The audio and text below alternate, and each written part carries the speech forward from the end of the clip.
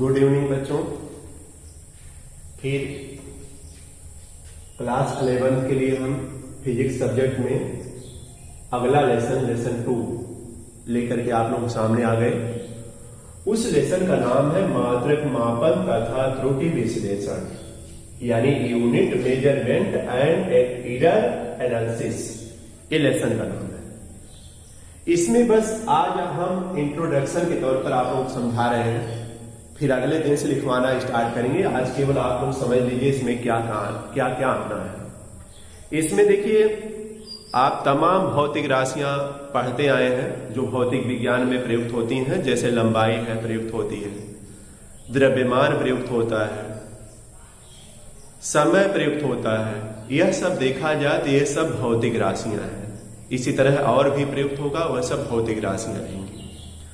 और इन भौतिक राशियों के मापन की आवश्यकता होती है कि कोई भौतिक राशि कितनी है, कितनी मात्रा में है, उसके मापन की आवश्यकता होती है। किसकी आवश्यकता होती है? मापन की आवश्यकता होती है कि वह माप सही है कि नहीं सही है। तो देखिए, मापन के लिए तो पहले देखा जाए तो तमाम राशियां दी गई हैं जो हम लोग को अगर देखा जाए तो पिछले सालों में या पिछले समय में अगर वह मात्रक आज प्रयुक्त किया जाए तो हम लोगों के लिए नया लगता है। जैसे एक आता है, देखिए, द्रव्यमान के मापन के लिए पसेरी का प्रयोग होता है, तोला का प्रयोग होता है, लेकिन हम लोगों के लिए यह जो है जानकारी नहीं है। आज हम लोग किलोग्राम का प्रयोग करते हैं द्रव्यमान के मापन के लिए।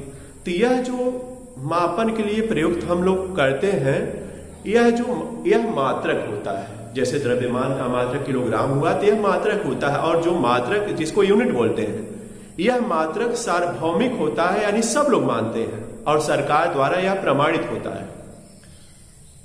यानी अगर आप मार्केट में गए, अगर 1 kg लिखा हुआ है उस पर, तो आप कहेंगे भाई 1 किलोग्राम का है यह।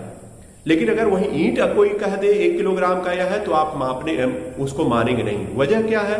कहेंगे यह कम है या ज्यादा हो सकता है, कम है कहते हैं लोग। जबकि वह अगर उसको दिखाना पड़ेगा कि 1 किलोग्राम देखिए यह लाए और एक बटखरे पर 1 किलोग्राम रख दिए और दूसरे बटखरे पर वह ईंट का टुकड़ा रख दिए, अगर दोनों बराबर आ रहा है तब कह देंगे भाई हाँ, मान गए कि यह 1 किलोग्राम का है। उस तरह आप लोग मानने के लिए तैयार नहीं होते हैं। तो उसी तरह देखिए, यह जो मात्रक लिया जाता है सार्वभौमिक मात्रक लिया जाता है, और किसी भी भौतिक राशि में के मापने के लिए मात्रक की आवश्यकता तो होती ही है।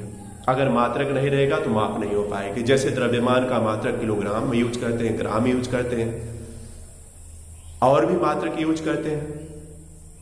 तो यह सार्वभौमिक होता है, इसको सब लोग मानते हैं। तो इसको ध्यान रखिएगा सब लोग, इसी के बारे में है। अब देखिए, अगर कोई भौतिक राशि जैसे लंबाई है, आप समझिएगा, केवल लंबाई हम पूरा लिख देते हैं। लंबाई है, इसको बोलते हैं भाई 10 मीटर की लंबाई है। तो देखिए, यह भौतिक राशि है, इसके मापन में एक आंकिक मान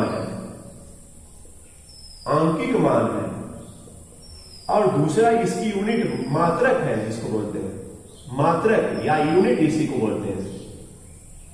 तो देखिए, भौतिक राशि के लिए आंकिक मान और मात्रक दोनों की आवश्यकता होती है। मात्रक क्या होता है? मात्रक यह बताता है कि यह भौतिक राशि कितनी बार वह सम्मिलित कर रहा है। जैसे 10 मीटर अगर लंबाई आप लोगों को नापना है तो मीटर पैमाना एक आता है। मीटर पैमाने को लेकर के अगर 10 बार उसको नापते हैं तो कहते हैं भाई 10 मीटर है। 20 बार जो नापेगा वह कहेगा 20 मीटर की है। तो यह देखिए, जो 10 आया वह आंकिक मान उसका हुआ, मीटर जो है उसका मात्रक हुआ। लंबाई 10 मीटर आई तो इसका मतलब मीटर पैमाना 10 बार सम्मिलित किया गया। अगर यह 20 मीटर आती तो यह जो है पैमाना 20 बार सम्मिलित किया जाता है। जैसे आप कहते हैं समय का मात्रक सेकंड भी होता है, मिनट भी होता है, घंटा भी होता है। जैसे कहते हैं समय 10 घंटा है, तो घंटा वाला जो है वह 10 बार सम्मिलित है। अगर 5 सेकंड हम समय कहते हैं तो वह 5 बार सेकंड वाला सम्मिलित है। तो जो सेकंड आएगा वह उसका क्या कहलाएगा? मात्रक कहलाएगा। तो यह ध्यान रखिएगा सब लोग। बहुत अच्छा लेसन है, अगर आप लोग रुचि पूर्वक पढ़ेंगे तो बहुत अच्छा लगेगा इसको पढ़ने में। हमने बता दिया यह भौतिक राशि है। भौतिक राशि की मापने के लिए मात्रक की आवश्यकता होती है। यह मात्रक जो है सार्वभौमिक मात्रक होता है, सरकार की तरफ से मान्यता प्राप्त इसकी होती है, और यही मात्रक कितनी बार सम्मिलित होता है वही उसका आंकिक मान हो जाता है और यह माप हो जाती है।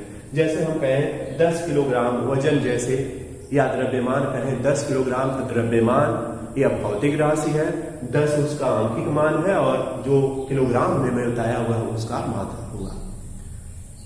फिर देखिए ध्यान रखिएगा, मापन की प्रणालियों में हम चलते हैं। यह समझ में आया होगा सब लोग, बस आज समझना केवल रफ कॉपी और पेन लिए रहिए और इसको रफ पर नोट करते हुए समझते हुए चलेंगे। देखिए मापन की पद्धतियां, मापन की पद्धतियां, शब्द पद्धतियां क्या है? देखिए पहली पद्धति मापन की है MKS, इसको MKS ए दिखाते हैं। ध्यान रखिएगा, क्यों न समझिए आप लोग, जब आप फिजिक्स में आगे जाएंगे तो अंत में तो MKS ए मिल जाता है। पहले MKS का मतलब समझिए, मीटर किलोग्राम सेकंड। इसका मतलब क्या हुआ? मीटर किलोग्राम और सेकंड। अगर वही ए रहता है तो यहां पर एम्पियर लिख जाता, बस एक बढ़ जाता। इसका मतलब है कि मीटर किलोग्राम सेकंड यानी MKS पद्धति में लंबाई का मात्रक मीटर रहेगा, द्रव्यमान का मात्रक किलोग्राम रहेगा, समय का मात्रक क्या रहेगा? सेकंड रहेगा। इसी तरह बताना रहेगा। फिर दूसरा आता है CGS पद्धति आ जाती है। CGS का मतलब सेंटीमीटर ग्राम सेकंड होता है, ग्राम सेकंड हुआ। इसका मतलब क्या हुआ? CGS पद्धति में लंबाई सेंटीमीटर में, द्रव्यमान ग्राम में और समय जो है सेकंड में मापा जाएगा। समझ में आ रहा होगा सबको। इसके बाद आता है तीसरा FPS का मतलब हुआ foot pound second, foot pound और सेकंड आएगा। इसका मतलब क्या हुआ? लंबाई को फुट से, पाउंड से, द्रव्यमान को पाउंड से, समय को सेकंड से। देखिए समय सब में सेम है। और चौथा SI पद्धति बनती है, इंटरनेशनल सिस्टम जिसको आप कहते हैं, यानी अंतरराष्ट्रीय पद्धति। और यही पद्धति आज जो है फिजिक्स में चल रही है, SI पद्धति। SI पद्धति देखा जाए तो MKS पद्धति का ही स्वरूप है। इसमें बस इतना ध्यान रखा जाता है, 10 की पावर का ध्यान में रखा जाता है, 10 की पावर को ध्यान में रखा जाता है। जैसे अगर लंबाई हमने कहा लंबाई 10 मीटर या 1000 आपका ये 1000 मीटर है तो MKS पद्धति में तो ठीक है, लेकिन MKS में यह ठीक है, ध्यान रखिएगा। लेकिन SI पद्धति में यही लंबाई जब जाएगा तो यही लिखा रहेगा 1×10⁻³ और यह मीटर रहेगा, तो यह मानिएगा कि यह SI पद्धति में है। चूंकि आज विज्ञान में 10 की पावर का विशेष महत्व है, 10 की पावर को ध्यान में रखा जाता है, इसलिए यह 10⁻³ मीटर सही रहेगा। फिर इसके अलावा आप लोग ऐसे ही पढ़ेंगे, हमने बता दिया लंबाई का मापन, समय का मात्रक, समय का मापन रहेगा, द्रव्यमान का मापन रहेगा, अलग अलग हेडिंग पढ़ेंगे। उसमें आप लोगों को ये एक तरफ से ध्यान रखना है।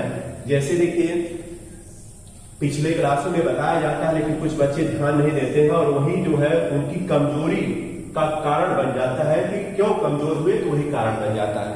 जैसे आप लोग देखिए, इसको याद रखिएगा, kilo,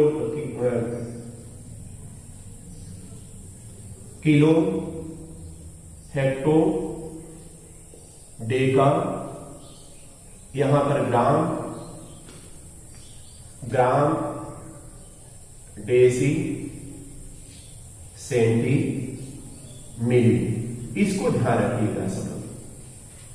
kilo, hecto, deca, metre, deci, centi, milli एक तरफ से याद रखिएगा। अगर एक तरफ से आप याद रखेंगे तो यह बता दें निश्चित तौर पर अगले वीडियो में हम कैसे इसको जैसे 1 किलो में कितना ग्राम होगा, 1000 आप कहते हैं ना, इस तरह से कैसे आता है इसके बारे में हम बता देंगे। कहीं भी कुछ रहेगा दिक्कत कहीं नहीं आएगी अगर यह आप एक तरफ से याद किया तो देखिए आज इस वीडियो में हम बता रहे हैं, इसको नोट कर लीजिएगा। अगली वीडियो में लेकर आएंगे तो आपको तुरंत हम फार्मूला बता देंगे कैसे यह बनता है, इसके बारे में भी जानकारी होनी चाहिए, क्योंकि लंबाई के मापन में या द्रव्यमान के मापन में यह सब जो है सम्मिलित होना है। तो इसको ध्यान रखिएगा। आज इतना ही हमने परिचय दिया है केवल लेसन का, और इसको रफ कॉपी पर नोट करके अभ्यास कर लीजिएगा। फिर अगली वीडियो में आप कॉपी वगैरह लेकर के तैयार रहेगा। अगली वीडियो में जब आते हैं तो हम आप लोगों को जो है लिखवाना भी स्टार्ट करेंगे और समझा करके लिखवाते भी जाएंगे। समझ में आ गया सबको? आज इतना ही रहने देते हैं। धन्यवाद।